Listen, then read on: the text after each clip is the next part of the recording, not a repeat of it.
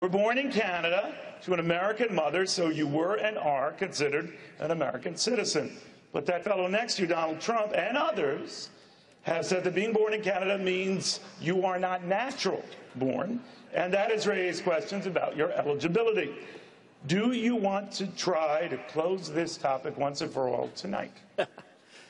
Well, Neil, I'm glad we are focusing on the important topics of the evening.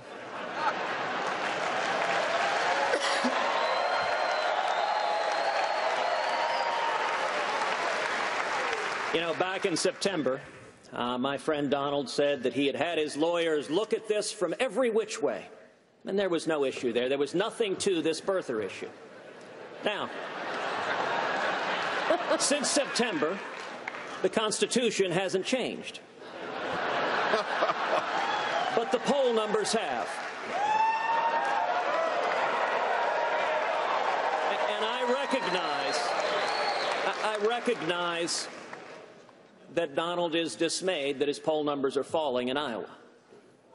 But the facts and the law here are really quite clear. Under long-standing U.S. law, the child of a U.S. citizen born abroad is a natural-born citizen. If a soldier has a child abroad, that child is a natural-born citizen. That's why John McCain, even though he was born in Panama, was eligible to run for president. If an American missionary has a child abroad, that child is a natural-born citizen. That's why George Romney, Mitt's dad, was eligible to run for president, even though he was born in Mexico. At the end of the day, the legal issue is quite straightforward, but I would note that the birther theories that Donald has been relying on, some of the more extreme ones insist that you must not only be born on U.S. soil, but have two parents born on U.S. soil. Under that theory, not only would I be disqualified, Marco Rubio would be disqualified, Bobby Jindal would be disqualified, and interestingly enough, Donald J. Trump would be disqualified.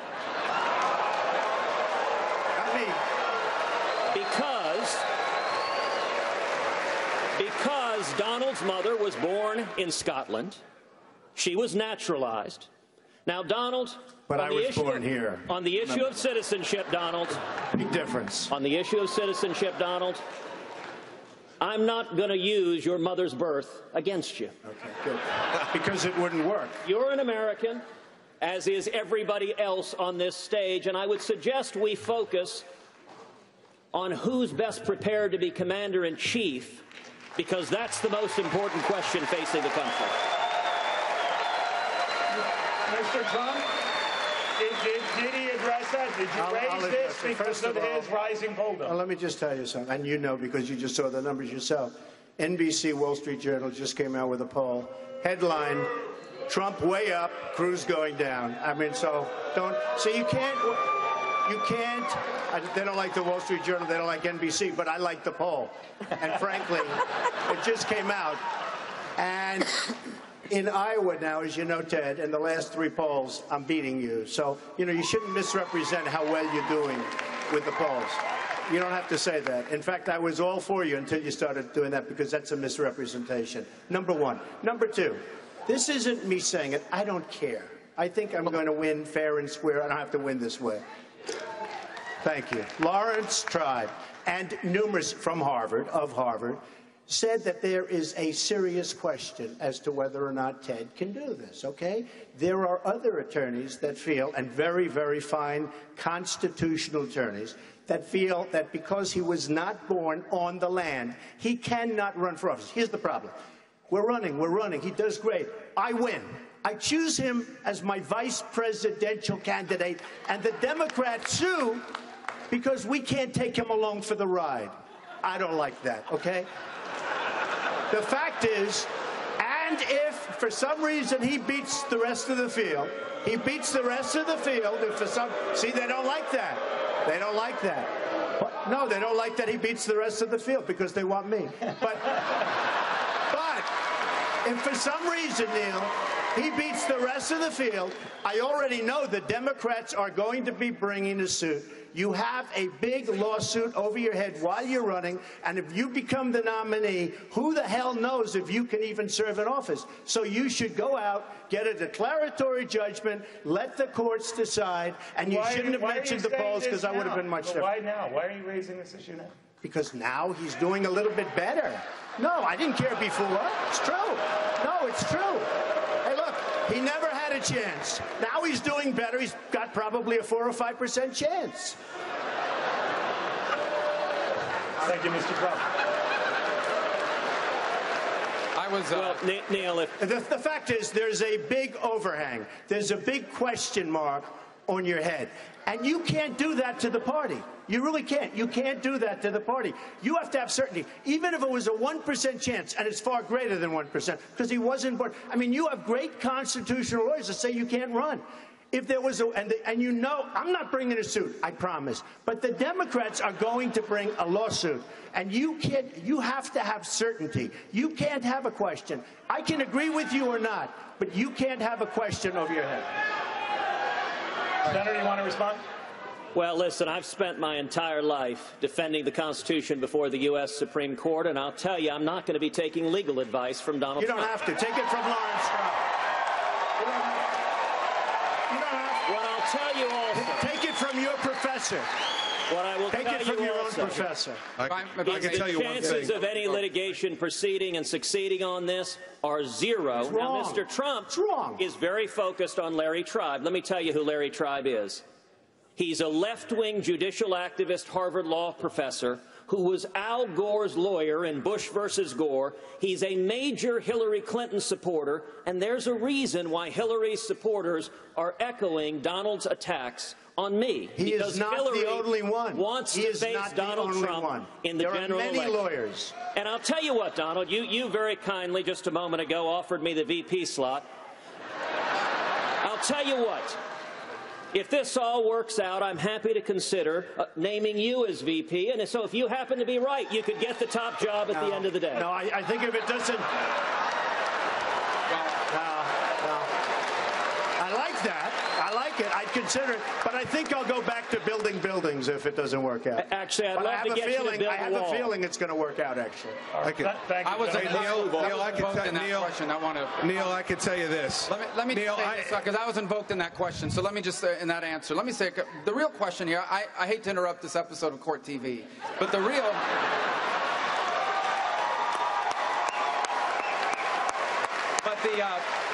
I think we have to get back to what this election has to be about, okay? Listen, this is the greatest country in the history of mankind. But in 2008, we elected a president that didn't want to fix America. He wants to change America. We elected a president that doesn't believe in the Constitution. He undermines it. We elected a president that's weakening America on the global stage. We elected a president that doesn't believe in the free enterprise system. This election has to be about reversing all of that damage. That's why I'm running for office, because when I become president of the United States, on my first day in office, we are going to repeal every single one of his unconstitutional executive orders. When I'm president of the United States, we are getting rid of Obamacare, and we are rebuilding our military. And when I'm president, we're not just going to have a president that gives a State of the Union and says, America's the greatest country in the world. When I'm president, we're going to have a president that acts like it. Thank you, Senator. Mr. Trump, South Carolina Governor Nikki Haley, in her response to the State of the Union address,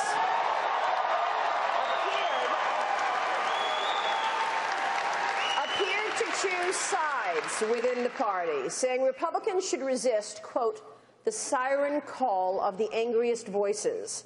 She confirmed she was referring to you, among others. Was she out of line? And how would a President Trump unite the party? Okay. First of all, Nikki this afternoon said I'm a friend of hers, actually a close friend, and wherever you are sitting, Nikki, I am a friend. We're friends. That's good. But she did say there was anger. And I could say, oh, I'm not angry. I'm very angry because our country is being run horribly. And I will gladly accept the mantle of anger. Our military is a disaster. Our health care is a horror show. Obamacare, we're going to repeal it and replace it. We have no borders. Our vets are being treated horribly. Illegal immigration is beyond belief. Our country is being run by incompetent people. And yes, I am angry. And I won't be angry when we fix it. But until we fix it, I'm very, very angry. And I say that to Nikki. So when Nikki said that, I wasn't offended. She said the truth. One of your colleagues interviewed me and said, well, she said you were angry. And I said to myself, she's right. I'm not fighting that. I didn't find it offensive at all. I'm angry because our country is a mess. Look, but what are you going to do about it? I'm sorry, just with time constraints. You and Governor Christie have been exchanging some fairly nasty words of late, and I will allow the governor to respond as well. The governor went so far as to say, you won't be able to slime your way to the White House. He's referring to a series of ads done by a PAC speaking on your behalf that say, quote, one high-tax, Common Core, liberal, energy-loving, Obamacare, Medicaid expanding president is enough. You think you went too far on that, and do you want to apologize to the governor? You know, as I said already twice in this debate, we have a very serious problem in this country. We have a president of the United States that is undermining this country's security and expanding the role of our government. Question. Well, I'm going to answer your question, Neil. This president is undermining the constitutional basis of this government. This president is undermining our military. He's undermining our standing in the world.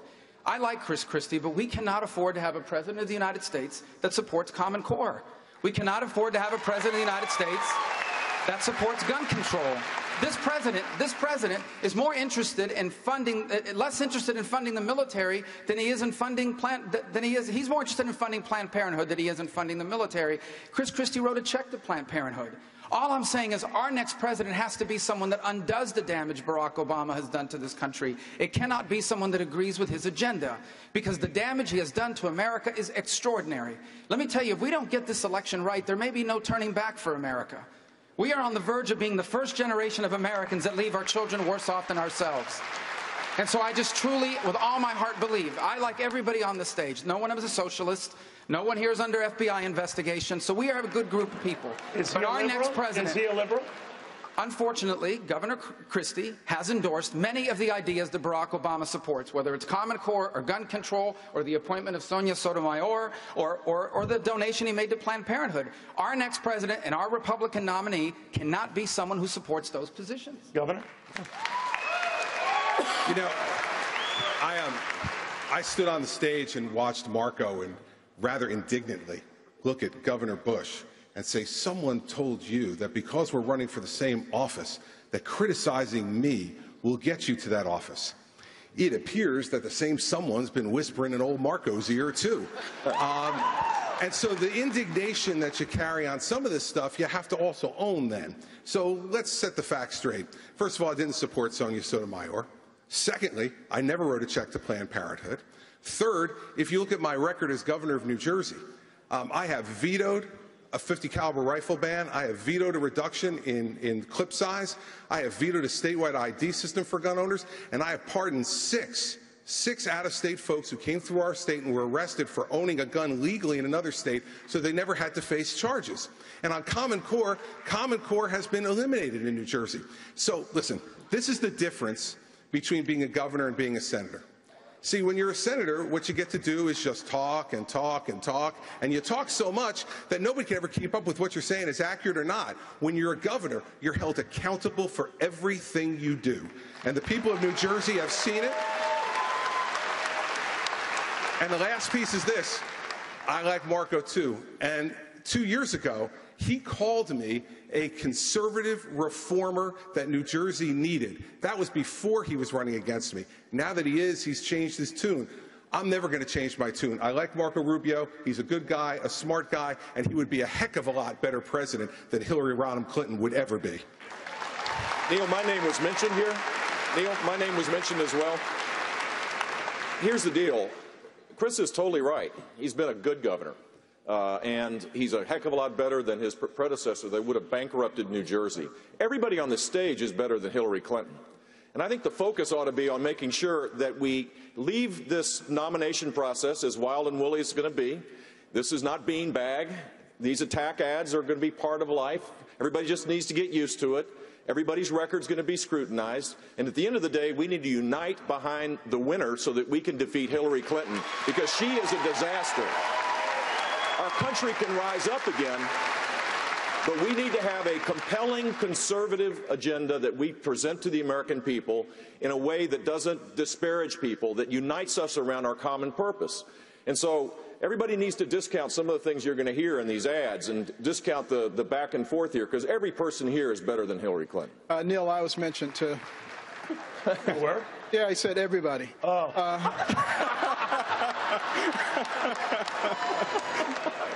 And I just want to take this opportunity to say, in the 2012 election, we, and when I say we, Republicans tore themselves apart. We have to stop this because, if we manage to damage ourselves and we lose the next election and a progressive gets in there and they get 2 or 3 Supreme Court picks, this nation is over as we know it. And we got to look at the big picture here. Governor Kasich. Governor Kasich, Hillary Clinton is getting some serious competition from Senator Bernie Sanders. He's now at 41% in the latest CBS New York Times poll. Vice President Biden sang his praises, saying Bernie is speaking to a yearning that is deep and real, and he has credibility on it. So what does it say about our country that a candidate who is a self-avowed socialist and who doesn't think a 90% tax rate is too high could be the Democratic nominee? Well, if that's the case, we're going to win every state if Bernie Sanders is the nominee. That's not even an issue. But look, and I know Bernie, and I can promise you he's not going to be president of the United States. So here's the situation, I think, Maria. And this is what we have to – I've got to tell you, when wages don't rise, and they haven't for a lot of families for a number of years, it's very, very difficult for them. Part of the reason why it hasn't risen is because sometimes we're not giving people the skills they need. Sometimes it's because the Federal Reserve kept interest rates so low that the wealthy were able to invest in strong assets like the stock market when everybody else was left behind. People are upset about it. I'll tell you what else they're upset about. You're 50, you're 51 years old, and some kid walks in and tells you you're out of work, and you don't know where to go and where to turn. Do we have an answer for that? We do. There are ways to retrain the 50 and 51-year-olds because they've got great value. I'll tell you what else people are concerned about. Their kids come out of college, they have high debt, and they can't get a good job. We've got to do a lot about the high cost of higher education, but we've got to make sure we're training people for jobs that exist, that are good jobs that can pay. Let me tell you that in this country, people are concerned about their economic future. They're very concerned about it. And they wonder whether somebody is getting something to keeping them from getting it. That's not the America that I've ever known. My father used to say, Johnny, we don't hate the rich. We just want to be the rich. And we just got to make sure that every American has the tools in K through 12 and in vocational education and higher education. And we got to fight like crazy so people can think the American dream still exists, because it does, with rising wages, with full employment, and with everybody in America, and I mean everybody in America, having an opportunity to realize the American dream of having a better life than their mother and their father. I'm president. Look, I've done it once. I've done it once in Washington with great jobs and lower taxes. The economy was really booming. And now in Ohio, with the same formula, wages higher than the national average, a growth of 385,000 jobs. It's not that hard. Just know where you want to go, stick to your guts, get it done, because our children and grandchildren are counting on us to get it done. And, folks, we will. You count on it.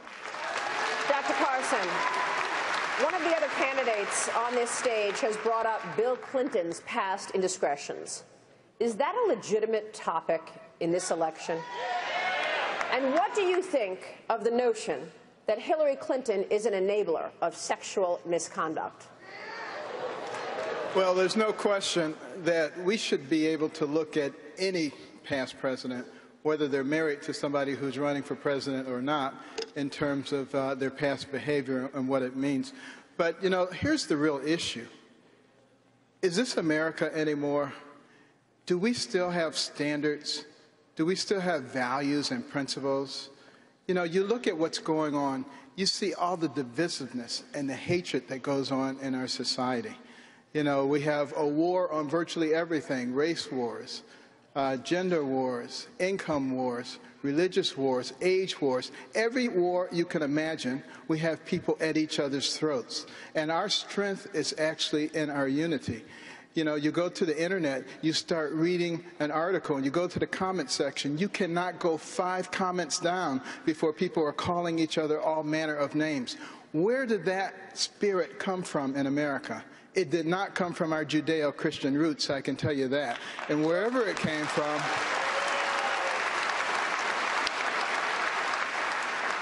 we need to start once again recognizing that there is such a thing as right and wrong. And let's not let the secular progressives drive that out of us. The majority of people in America actually have values and principles, and they believe in the very things that made America great. They've been beaten into submission. It's time for us to stand up for what we believe in.